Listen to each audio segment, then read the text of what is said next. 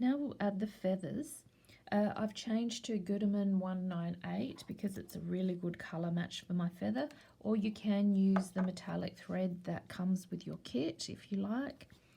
I'm just going to do a couple of little couching stitches right at the base. I like to hold this from underneath with my left hand to give it a lot of tension. And I'm doing 3 little stitches at the base in exactly the same spot. Now I don't want to catch too much of this fluff down because I really like that softness. So there's my 3 anchoring stitches. Now I'm moving up, and you can see that I'm just taking a tiny couching stitch over the wick of the feather.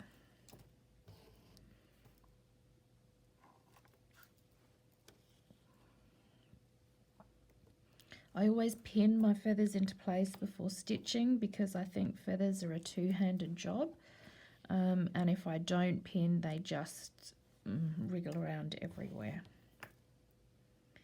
Now I'm following the line of the petal that we did. Now where you stop stitching is entirely up to you. I might just do 1 or 2 more. Again, you can see that I'm following the vein of the feather. I'm not just stitching randomly. And I think this will be my last stitch.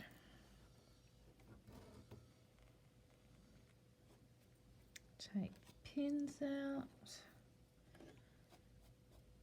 Yep, and I'm pretty happy with that. Then I'm going to repeat for the other side. Now with featherwork, sometimes it's quite tricky to find a left and a right feather because all feathers will naturally go to one side. So with the previous flower, I was able to find 2 feathers that one went to the right, one went to the left. With this one, I had a little bit of trouble. So in order to navigate that, I've pinned the feather down, but I'm taking much smaller stitches along the vein, and this is because it naturally didn't go in the direction that I wanted it to. So I have to make it go in that direction by adding some extra couching stitches. So every 4 or 5 mils, I'm doing a tiny little couching stitch, and at the same time I'm using my needle to push the stem or the vein exactly where I want it to sit, because it's just not behaving itself naturally. So featherwork can be quite time consuming and tricky, but I think it's well worth the effort. It just adds another dimension to your work, and I just love the softness that feathers add to a piece.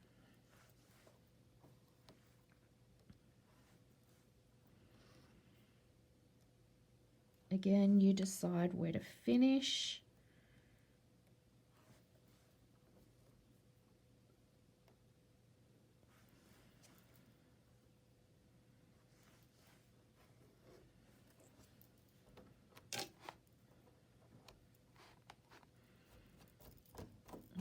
Fluff that up. You can also steam your feathers too if they've got a bit crushed or misbehaving like this one.